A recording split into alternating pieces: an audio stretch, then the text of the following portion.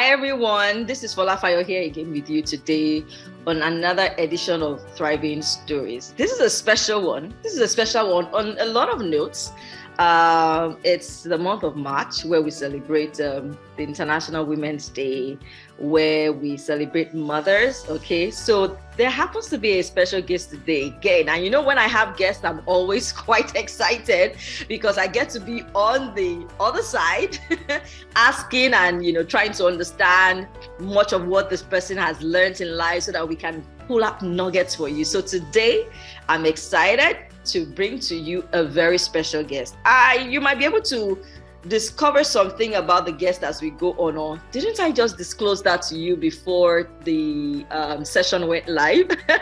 But I'm so happy to have on board with me today my mom, in the person of Dr. Josephine Olatomi Soboyejo. Thank you for joining us today. Thank you, FolaFayo, for having me. I'm so excited to be on your program that is highly celebrated. Thank you so much. Thank you so much. And for those of you that might be joining us for the first time this month, we hope you've been having a great month of March. And if I have not given a special shout out in person, I did that on the podcast, but in person to you, if you're a wonderful, amazing woman, we celebrate you women. Thank you for doing amazing things in our world. And I'm really excited to be part of the women folk. And of course, happy to have with you today, Dr. Soboyejo. All right. Now, while I know that she's my mom, guys, I'm going to try and make sure that I don't do too much of momming here tonight so that you guys can get the other side of her that other people who have known her over the years have also enjoyed. But before I go into sharing a bit about her, I'll just tell you what we're trying to focus on today. First of all is the fact that this is someone who in her time has done quite a lot of things that when she did them were not the norm. I would say in years following some of those things, the terminology breaking the glass ceiling became a thing. So I would have said that that probably would be a terminology that I would use to say she did break a lot of glass ceilings in her lifetime so far. And apart from that, I would say that this really is also a special edition because in a few days, she's going to be clocking 70. So I am just very honored to have her here. And I'm glad to have her here as she shares stories that depict some of her journey to thriving. And I have seen some of them firsthand, I can tell you that. And I believe that for anyone who might also fall in the space of some of the things we'll be covering today, you would definitely have some nuggets to take away. All right. So let me just give you a bit of a snippet into who Dr. Soboyejo is. Josephine Olatomi Soboyejo holds a PhD in philosophy of religion and theology from Ajayi Crowther University in Nigeria. You heard that. Don't ask me if I have a PhD yet, but yes, she has one. She's a seminarian, a published author, theologian, prolific writer, motivational speaker, trainer, social and humanitarian activist, and a retired politician. You heard that well again. She's a former member of the Nigerian Federal House of Representatives in the Second Republic. Just to let you know, that first glass ceiling she broke, right? Because I believe very much she will confirm that for us today, the age that she got into the House of Reps, but she was a member in the Second Republic. She served as a state commissioner in Ogun State under His Excellency Otumba Gbenga Daniel's administration. So, all those things that just happened recently in the Nigerian political space with elections and, all these campaigns and parties. Yes, this is someone that is quite, much of an expert in that space as well. Well, years ago, she's also served as board member from 2006 to 2007 in the National Institute for Policy and Strategic Studies in Kuru, Plateau State, and the Federal Medical Center in Abeokuta, Ogun State, Nigeria. She's a proactive professional with valuable experience in several disciplines. Her professional memberships include being a premium member of academic.edu, the Society of Biblical Literature, the African Association of the Study of Religion, and the Nigerian Association for Christian Studies. She's currently a digital professor on Learning with Jules, A YouTube channel. You heard me right again on that one. Yes, she runs a website. We will tell you a little bit about that and definitely give you the link to her website before we're done in the comment section. Of course, you can mail me later and ask me for it directly, with over 500 scholarly articles as at this March. Wow, right? Don't ask me if I'm still blogging, please. Let's just focus on her today. And she's blessed with children and grandchildren. Thank you again for joining us today. It's so good to have you. All right. So let's dig a little bit into who you are. We usually start some of our Thriving Thursday sessions with this or that, some very lively questions and funny sometimes, depending on the perspective with which, those answers are given to us. All right. So how would you describe yourself? Are you a night person or a morning person? I'm a day person, combined, both night and day. Okay. All right. I swing. Oh, that's interesting. That's interesting.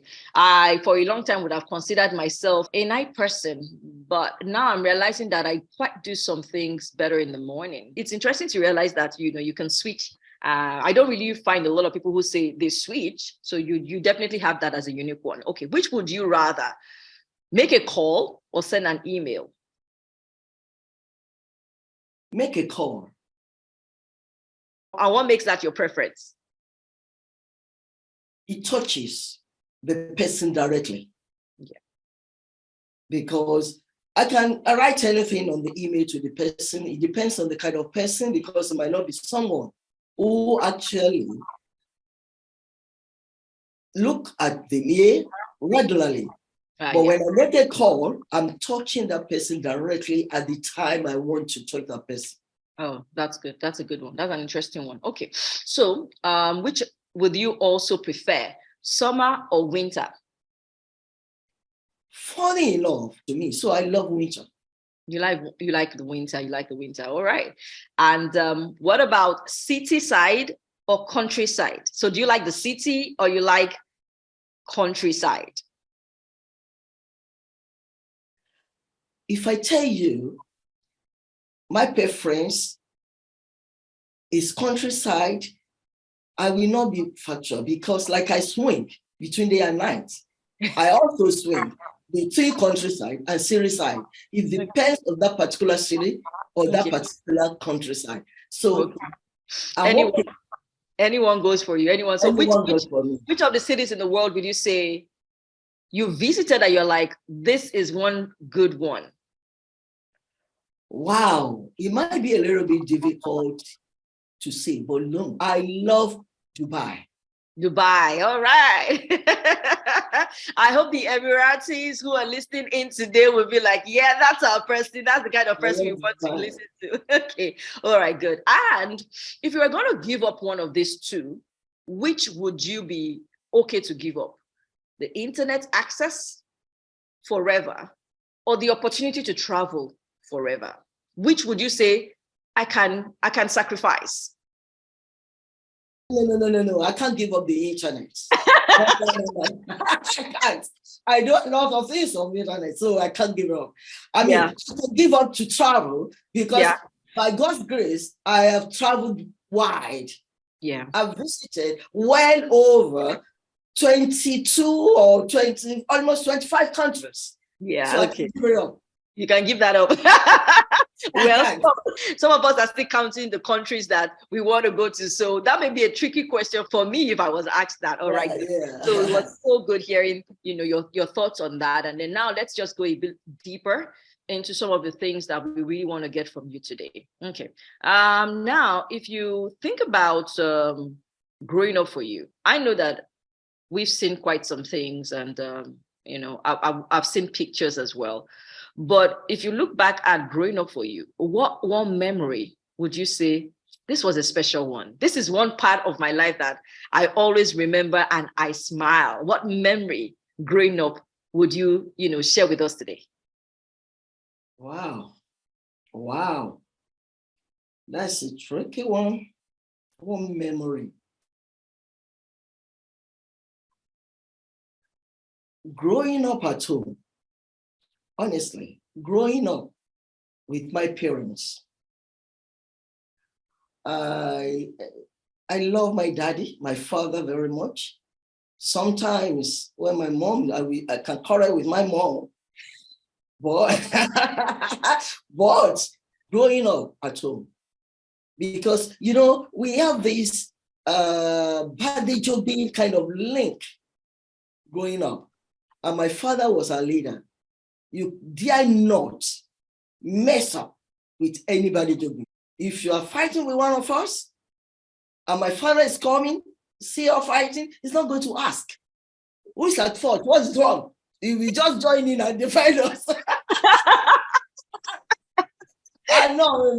That made me like a tomboy. I was more a tomboy. Wow. Because I mixed more with the males. I was surrounded by my own brothers. Yeah. I was already in secondary school when my only sister was born. Oh. So I feel more comfortable with the boys. Okay, so it's interesting. Some people listening in today will be saying, I wish I had a dad like that. If I'm in a fight, my dad will probably first of all be caning me or scolding me before he even finds out what I'm doing. So it's good to know that you had a dad that had your back growing up. And so would you say he was your strongest influence as a child, or you had someone else who was a strong influence on you as a child? Who was? My father. I call him Bani. Bani was the strongest influence in my life. If I call myself a published author today, I got it from my father. He was a good writer. In fact, his handwriting was so good, was so perfect. None of us children could even have that kind of handwriting. And I tell you something funny. When we were young, especially in the secondary school, those days, they write letters to you, not days of mail, email, or phone, or whatever. Mm-hmm. When you write a letter to my dad, before he replies to you, he will use his red pen, mark all your mistakes, correct all your mistakes. Wow. And send it along with his reply to you.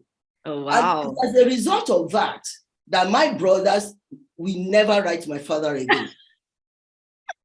But I got, because, my father was a Cambridge graduate. In their own days, what we call WAEC, they were doing it under Cambridge. I love my daddy's English. If I even would say it, my daddy had a perfect English than I myself. Mm-hmm. Wow, that's so good. My father writes a lot. I got it from him. And honestly, you dare not. If you don't want corrections, don't write my dad. That's an interesting one. And it's good to know that, and that's one thing that some of us have to start looking out for, to say, look, I know I can do this well today, but I believe that this was this person that influenced me. And I do agree that you do write, and you write a lot. It's not just that you write well, you write a lot. Some people write well, but they don't write a lot. But you write well and you write a lot. And we're going to talk a little bit about some of those things. We've mentioned that already. Your blog today has over 500 articles there right now. You have books that you've published. They're on sale on Amazon. So being able to look back, to growing up for you and say, my dad was an influence in that. That's remarkable. And for those of us that are parents, I know sometimes we hold ourselves back from doing certain things with our kids, but you just never know how much of an impact that choice could have on that child's growing up. That is amazing. Thank you for sharing that. So we did mention earlier that, you were a former member of the Federal House of Reps in the Second Republic. So the first question I want to ask you on this is, please confirm to us again, because I know the age was quite a young one. At what age did you get into the House of Reps again? 30. Wow. 30. Actually, I joined a national, if I can call it, political party at the age of 25. Wow. Honestly, I am a nativist. I won't use the word I was, because I am still a nativist. And then in my school days, you see, I found myself that, I'm one person who will not stand by the side and allow others to make decisions for me. Mm. If I'm going to correct something, I want to be in there. So right from my college days, I was in the student union. And being in student union, I make up my mind on time. I don't procrastinate. And I give you an example. When I was in Yaba College of Technology, I was the vice president of the student union. And then we had this other conference or convention for all universities in Nigeria and College of Technologies, where we are going to elect what we call then officers of National Association of Nigerian Students. While I was leaving Yaba College of Tech, I never thought I was going to contest. But we had that meeting in Zaria. When we got there on ground, there were other people, University of Ibadan, University of Ife, Yaba College of Technology, and other universities. And I saw that those people coming out saying they were going to contest, there was no single woman. Look, me, I'm not a gender kind of person. I'm not so feminine. I've told you that I'm bottom bound. But I believe that what a man can do, I can do it and I can do it better. I mean, I have boys as classmates that I beat academically in the class. So why will I allow all male or whatever dominated? So I just told the then president, I said, I'm going to contest. Say, what do you mean? We didn't plan this, that I'm going to forget it. I'm going to contest. Okay, and we normally have zoning. So they zone the assistant secretary general to my area. I said, I am going to stand as assistant secretary general for that thing. By the time I came out and I started, in fact, I was nominated unopposed. Wow. And that was why I became the assistant secretary general for National Union of Nigerian Students. And that was 1974. Okay. 74 section. That's interesting. I mean, you started breaking the glass ceiling since 1974. That is so good. I mean, we still have some of them who are alive. Unfortunately, Henry Jembi, who was then the president from University of Zaria, is late. But the Secretary General, Sonny, I think is still in Abuja somewhere there. And he will remember. Wow, that's interesting. So I became the only executive of National Union of Nigerian Students from Lagos or Southwest Zone, the only one. And unfortunately, that time, later on change it to NAS or whatever. But during our time, we were. And then when we say, I tackle you, if you tackle me, I double you. We were there at the forefront of it. If you tackle me, I will double you. Not that kind of thing. I started my student activism at that time. Yeah, so basically you're saying you started with student activism and then you moved into political space out there. Space. Yeah, okay. When Papa Bafemi Awolowo inaugurated the Joint Unity Party of Nigeria, UPA. Okay, that's good. So Obafemi Awolowo's party in that time was the one that you affiliated with when you eventually moved in from student activism, or moved out of student activism and to be part of that. And if you were going to think a little bit into, so yes, starting young maybe helped you to, have that bold approach. So I know that you shared a little story with us now on how you went for the conference and you found out that not many ladies were coming out to present themselves, right? And then you took that opportunity.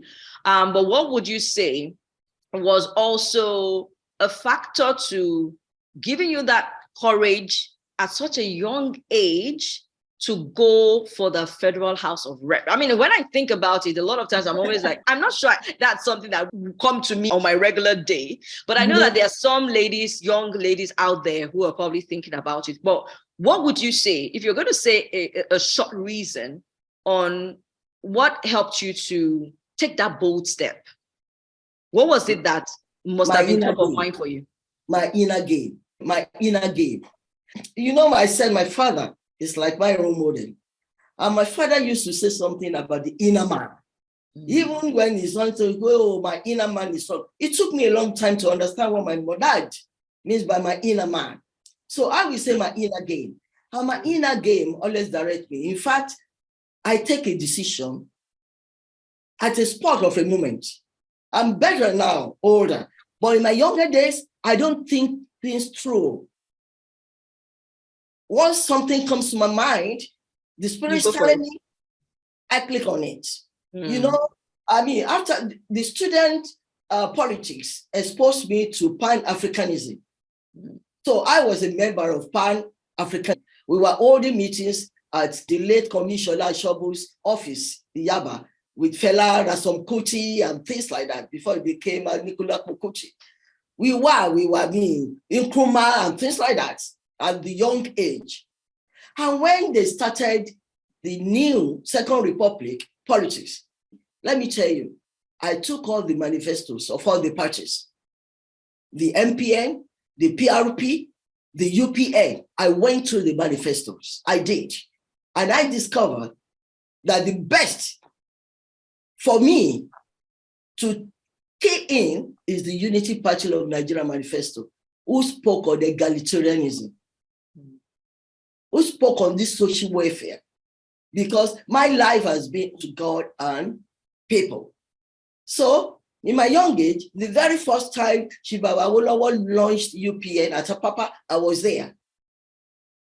And I remember when I came out to contest for the Federal House of Rep, I had a lot of confrontation. I even know people who are close to me. You see, at that time in the whole of Nigerian space, there was no single woman in the National Assembly, no single woman in the State Assembly, no single woman elected on the local, except Mrs. Biola Babatope in the whole of Southwest. It was only Mrs. Biola Babatope from Mushin constituency, and she was a councillor. My parents are not involved in politics. Nobody knows me or anything like that. Even when I came out, I said, I'm going to the House of Rep. You've never been a councillor. You are not going to the State Assembly. You just say you are going to the Federal House of Rep. You think that is how it is? I say, yes. That is where my spirit says I should go. And that's where I'm going. Wow. And you can imagine, I contested against the preferred candidate of the then governor of Lagos State.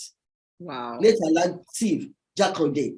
My own world, where I came up from, they were not even supporting me. But I won because of my inner game, my belief. That's why I said, don't let's go into that. Yeah. Because I'm an apostle of catch them young. That's me. I'm an apostle of catch them young. I'm an apostle that believe the young can do it better if they focus and put their mind into it. And they can do it. I believe that. That's a good one. So basically, just having that history from school, coming into that terrain and being someone who just, was quick with decision making, that helped you. You're quite right. I feel like the ability to make decisions quickly is one of the things that actually do separate people, performers from non-performers. It's something that comes up in some of my conversations as well. When I tell, those I know that, look, having an idea is great. There are many of us that have ideas, but being able to take action on those ideas is something else. And being able to make sure you complete that action is also another level. So it's interesting to know that that was one of the things that helped you. So if you're going to add anything else to that, and you meet a young, aspiring female politician today, what is that one thing you would tell her to, to just look out for? Or what would you tell her to motivate her to stay on that track so that she can succeed in that space? First, she must believe in herself. Trust yourself. You want to do it. Nobody can make it for you except you are sure you want to make it. When you believe in yourself and you know you can do it, do not be sidetracked with what others will say. There are so many people who will put roadblocks on your way. You can do it. You are too young. Who are you? Who are this thing? If you believe in yourself and you are not sidetracked and you focus, your brain will start sending you the best way to go about that thing to become a reality. And don't do it as it's not something that is do or die. You want to serve. You put yourself forward. You must be a contributor. You must be generous and kind to people. That is, you have meetings because you must have time. When you go to political meetings, you are starting in the first thing you join the political meetings. Don't be shy. When they contribute. Let them see how intelligent you are by your contributions. When it's time for them to donate or put money down for something, the little you have, put it down. Let them see that you are a giver too. Show them that kind of side of you so that they will know, oh, this person is better. They can do it. Awesome. Even though I was so young at that time, both in my ward or constituency meeting, when they are talking, I don't keep quiet. I'm not shy. I'm not a shy person. I'm not at all. I will get up and say my own. I don't care if you don't like my opinion. You put out your, I thrive with divergent views, opinions, and then you let the best one win the game. So that's a good one. That's why I say participate. Yeah. Be committed. Yeah. Be sure you want to do it. In Nigeria now, and you might not have it as easy as it was, even though in our time too, we didn't have it so easy, especially with the male-dominated political space. But I can tell you, 8 of us in Nigeria at that time, Second Republic, we bailed the cat. We broke that ceiling. Yeah. 2 of us from the Southwest, Chief Mrs. Biola Babatope and myself, I represented even the capital of Lagos State, Ikeja, Federal Constituency. And then that's how we have this spread. And then in the Senate, we have only Frank Agfegwa. And if you could do it then, even now, it's easier. They are talking about giving women some percentage and things like that. So they find it easy. That time, nobody's talking about giving you anything. You have to grab it for yourself. So it's interesting that you're actually talking about that because in school this weekend for me, one of the things that we're looking at, though of course it's not in the political space, it's more of in the economy with respect to corporations and companies. We're looking into biases and inequality and all those policies that companies are putting in place to make sure that as many people as involved in contributing to the performance. So hearing you talk about this right now just makes me smile to see that, look, this indeed is what is trending in our time, where you're trying to look into more categories of people being involved in the solutions that we want in our society. So thank you so much for sharing that. What I really liked, which I never quite thought about before, was the, well, I'm not in a political space, but I'm hoping that that person who is young and considering it would actually, take that out strongly, is being ready to commit financially, even when you're not actually ready to really put yourself out there. But if you're just participating at the start, you don't just want to show up at the meeting, you also want to financially commit. Because the truth is, like you said, having that support when you really want to go for the big positions is very key. But when people have seen your consistency with contributing your quota with intelligence, with your presence and with finances, then it's definitely easier for others to want to do the same on your behalf when you're actually vying for an office. So that's really a good one. And I'm hoping that, you've left something quite motivational for that person who wants to consider politics at this time. So let's go a little bit into, the family life space, the marriage space, and, parenting, basically. I know that at some point, nobody really ever plans that, because my mind goes out to women who get married and all of a sudden get widowed. I know that there are some ladies who get married and all of a sudden get separated and divorced. And the dream they might have had of how a family setup would be is not really where they find themselves. So I know at some point in your life, you also found yourself co-parenting, raising kids without a present father alongside you.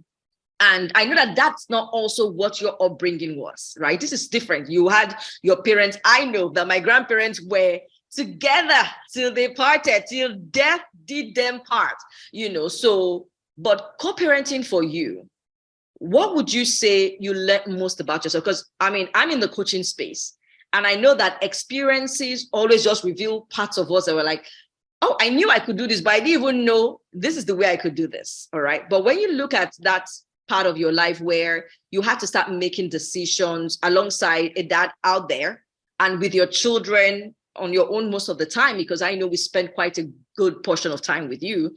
What did you learn most about yourself when you got into that stage of your life?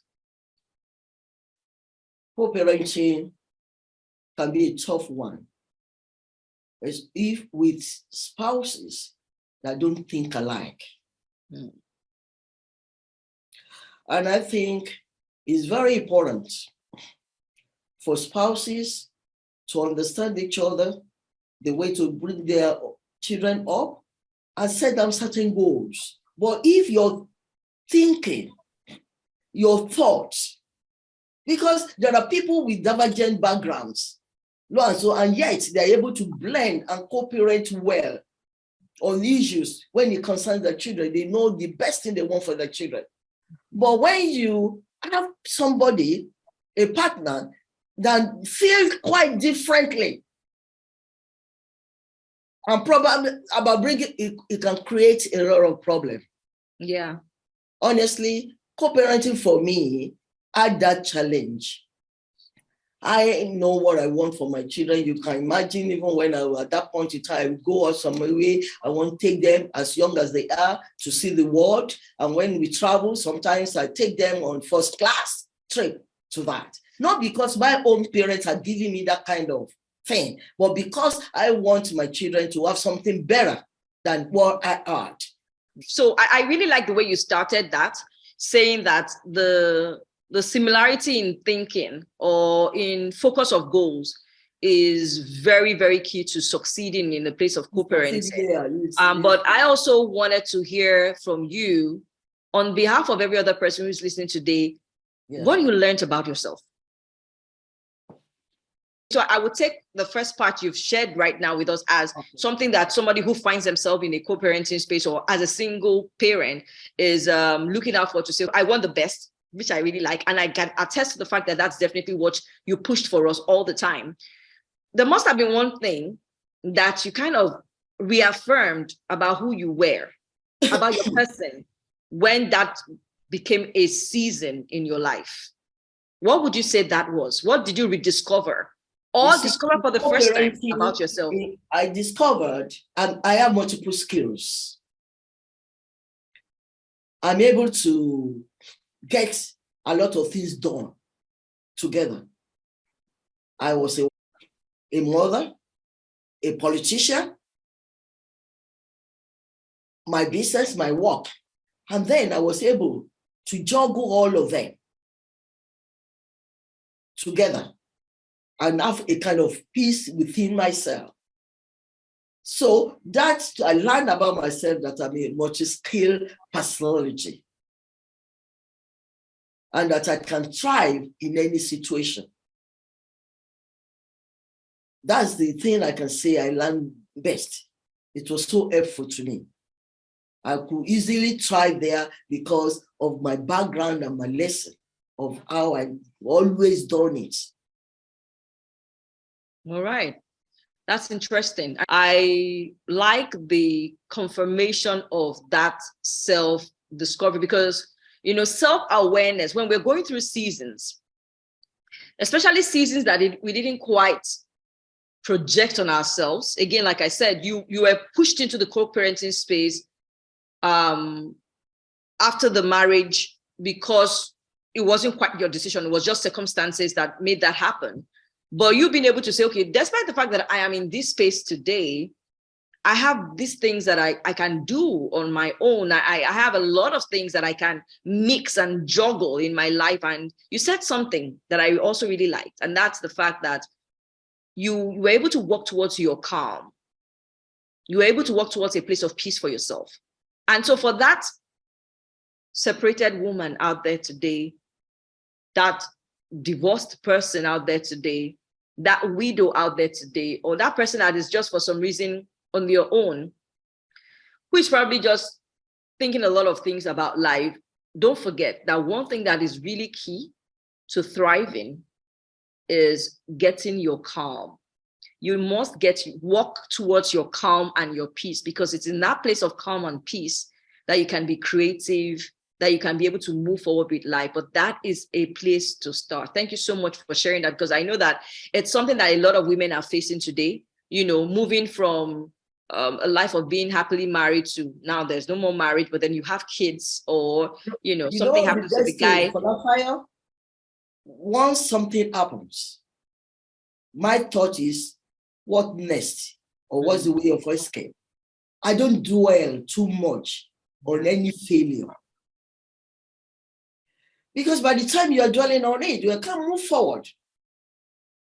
Yeah. So that's just it. It's good to know that you are able to quickly get over it. But for that person who is not that quick, ultimately, you still want to get over it. Because some people get over things quickly. Some people, it takes a while.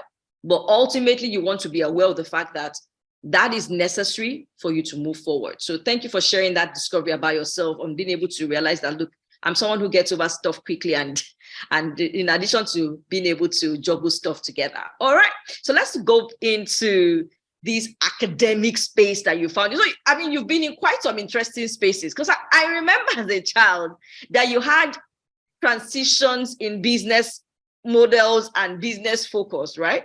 But then in the last 20 years, or the last 15 years or so, you've moved into academia, right? You went back for your master's, and I know you had clocked 60 before you went back for your master's. And then you went back again for a doctorate, and the rest of the kids were just looking at you saying, okay, what exactly is going on here with mommy?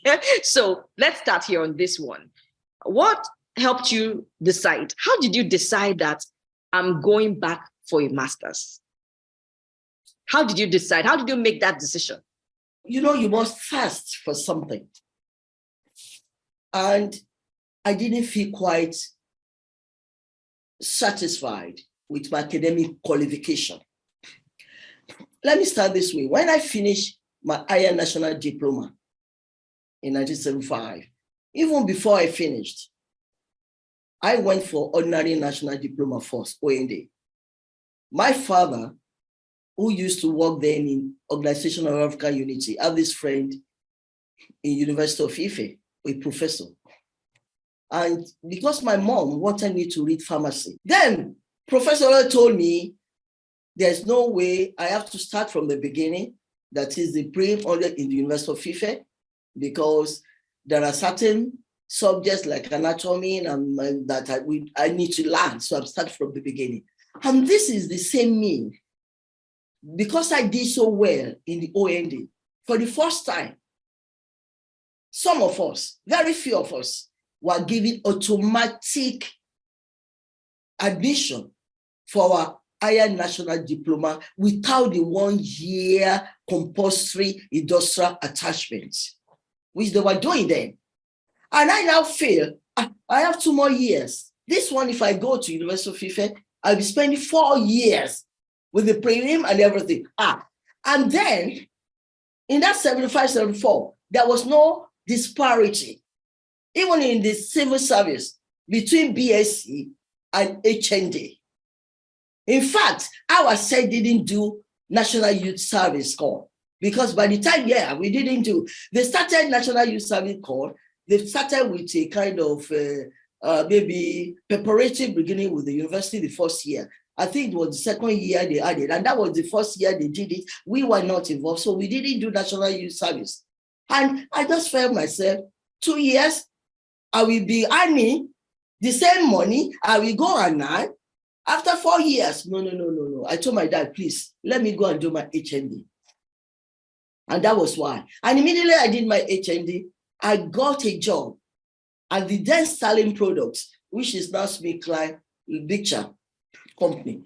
Within 6 months, I bought my first car, brand new, because things were better then. But later on, as things were going, when I was working, I was in the quality control research department of a pharmaceutical company. I used to give seminars and go around and things like that.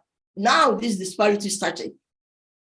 They are now saying HND level is below the BSc level. No. At that point in time, I was not satisfied with my academic level. And when you have something in you you have to do something about it. I left it for so long. Initially, I wanted to go and read law. I applied for law at University of Lagos. Later on, they started this computer something, and I had a business. I was running computer business. I was one of the very first who was doing computer literacy. In Ikeja, I was prepared to read law because of my stint at the National Assembly. But still, one way or the other, one day I sat down. I normally have what I call brainwave. And my brainwave was saying, even at this, if I go back to study, what do I want?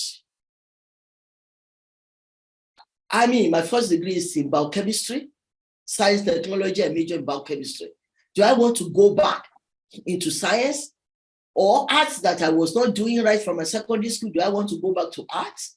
What comes between the two of them? What has internal value? At that time, I was doing some crash training as evangelist, as a diploma in biblical study and everything. And it struck me one day, why don't I go for theology? Theology is between science and arts. It's not that I'm actually looking to work with it. I am a business running.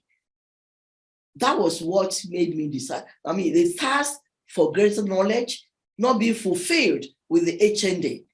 Mm-hmm. I wanted to go further and do my master's. And let me tell you this, when I started my master's, I never thought I was going to do PhD.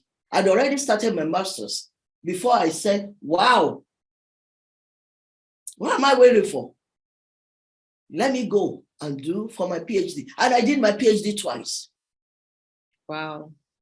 That's why I said I'm a seminarian.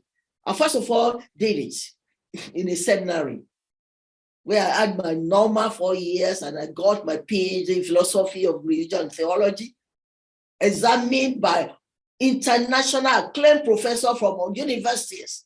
But the same thing, the thirst of disparity in Nigerian education. Oh, she's a seminary graduate. She's not in the university. She's this thing. I said, no. I'm not going to have it. Let me go back to the university and have my PhD in the university so that nobody can say, oh, a PhD is from the seminary.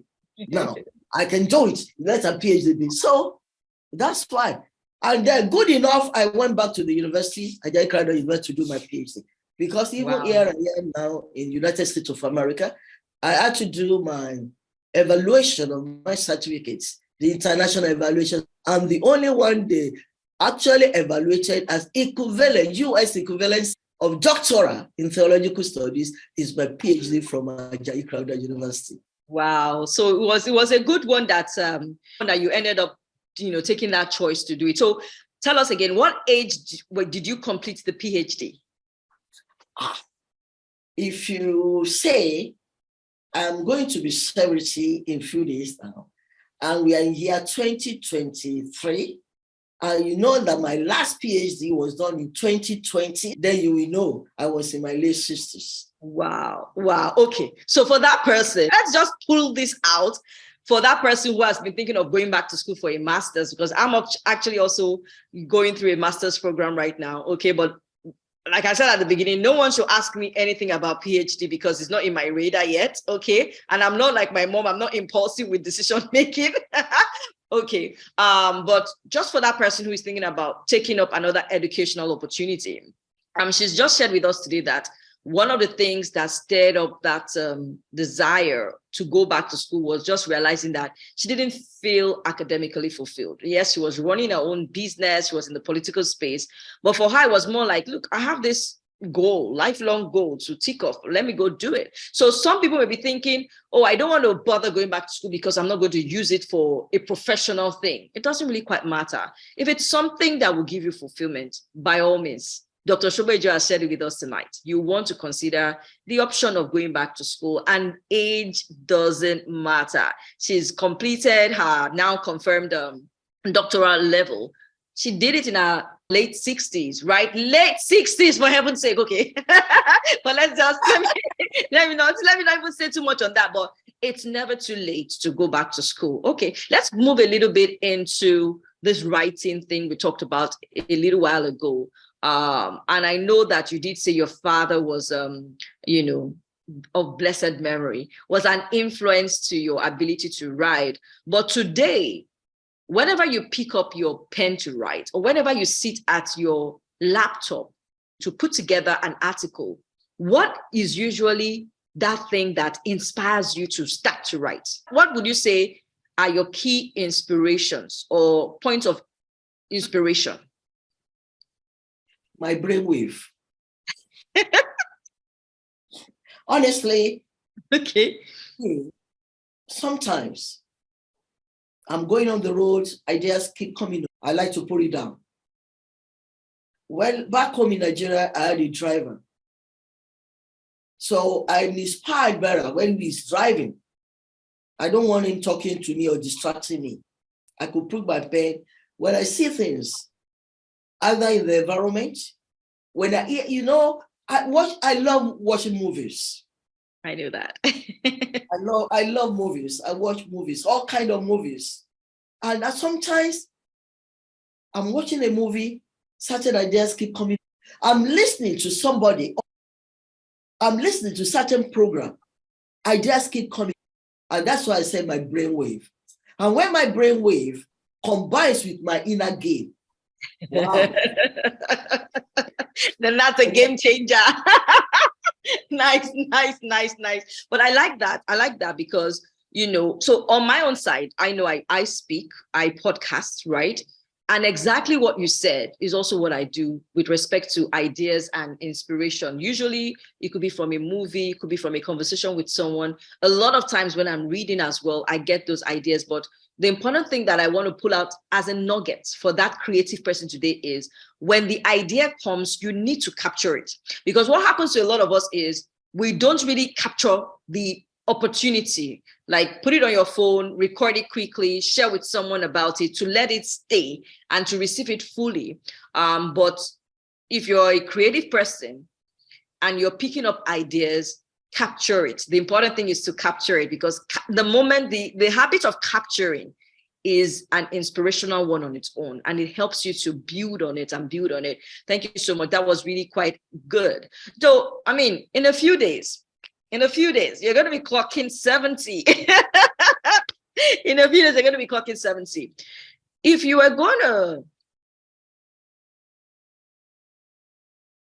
talk to your young self, say your young self at 20, let's go that far back. What one thing would you tell your 20-year-old self? With all that you have come to know and experience in life today, all the lovely countries you've visited, the experiences you've had, remembering how your 20-year-old self was, what is that one thing you would tell your 20-year-old self today? Be patient and have a listening ear. Youthful exuberance. I was not really patient like that. And I wasn't even having listening ears per se. You understand me? I will tell you. Maybe some other things could have changed. I don't know. If I exercise tolerance and patience. Yeah. And that's what I tell people. Be patient, be tolerant, have listening ear. That's good. And good. Sometimes quiet mouth. If you talk rude, people misunderstand you. A lot of times I've been misunderstood. And because I wasn't patient enough to be able to explain it. Yes. That is so, that was quite a vulnerable side. Well, thank you so much for sharing that. Sometimes it's not that easy to really be able to say, oh, I could have done this better. But you've shared that with us today. And that was, I would say, probably one of the biggest nuggets you've shared tonight. Now, again, because we are counting to your 70th, some of us have just crossed 40 in the last few years, right? And we're counting to our own 50, to our own 60, and to 70, right? But what tips could you give to people who are reaching for their 50s, 60s, and now 70, just to live a good life? or to at least the part of life that you have enjoyed, what two things could you say, well, if you're approaching 50, 60, enjoy this, remember to do this, what two things would you say people should look out for? The three things, but in a tripod. Okay. Love God completely, totally, with all your heart, with all your mind, with gratitude. Love God totally. The second, love yourself. Let me start with love others compassionately, but love yourself correctly. And I will tell you what, if you don't love God completely, you can't love others compassionately. And when I say love others compassionately, that doesn't mean you like or tolerate their character or certain things they do. But loving them for as creatures of God, letting them be. Honestly, I find that has given me peace of mind. Reason, because I love myself correctly. I love myself correctly, and that's why I will never do what I don't want to do. I will never be pushed to do what I don't want to do. And I will not do to others what I don't want others to do to me, because I love myself correctly. My parents taught me apostolic doctrine, that members of the apostolic church. And right from my youth, I've known Christ, I've known God. I might not have told in correctly sometimes, but nobody can take that faith from me. My faith in Lord Jesus Christ has been sealed, maybe even from the womb. I'm telling you that. So I love God. I've always loved God. Loving others compassionately is a new addition to me, because it might be difficult when somebody is misbehaving, honestly doing something you don't like. To love that person is difficult, it's tough. But I know that is the law of God, that you should love others. I just add compassionately to it. And that's why I would rather walk away if I cannot tolerate you than do anything that could harm you. And that gives me peace of mind, because if you offend me, I don't need you to ask for forgiveness before I forgive you. I don't want to poison my blood with venom of malice, venom of hatred. I don't have it. And there's one thing I've always asked others, I don't have. Maybe it's a gift of God. I don't know what is envy, and I don't know what is jealousy. Basically, I love my space. I don't feel lonely. That's so good. That's so good. Thank you for sharing that. I feel really happy to also hear, this bit about loving yourself, because I think that there are different stages in life. Sometimes we are so concerned about other people, those relationships, and we might tend to not put ourselves in a good place of calm and fun and joy and peace and relaxation. And, knowing that life is quite a short one, even though many of us are trusting to be 80 and 90, it's really good to really think about that. And, the 3-in-1 that you shared with us is really interesting and fantastic. And I'm sure a lot of people listening today actually do believe that look, God is important. You must have, that love for him, knowing he made you. Loving yourself is important. And also, thank you for sharing that today. We've had such an amazing time with you. I'm looking at the time here and I'm like, oh my God, there's so many questions I could still have asked, but I'm looking at the time.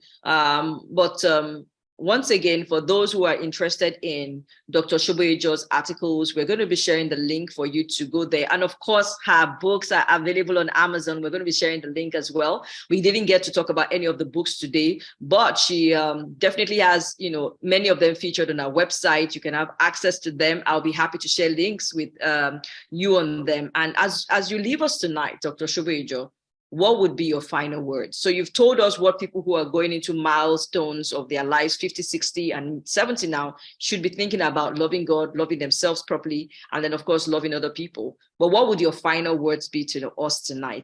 Live at peace with yourself. Live at peace with your neighbor. Live at peace with friends and family. Peace is key to long life. Peace is key So even your peace of mind settles you. It gives you good health. You know, most of us, we are treating our blood pressure today or something like that, but you can only bring it down by having peace. Calm down. Calm down. Calm down. Calm down. Calm down. Thank you. That is amazing. And in a world where a lot of things are kind of like stealing the peace of many people through distraction, social media is definitely one of it. Relationships going sour is also one of it. And being really stressed with trying to just live and sort out a lot of things in life is also part of it.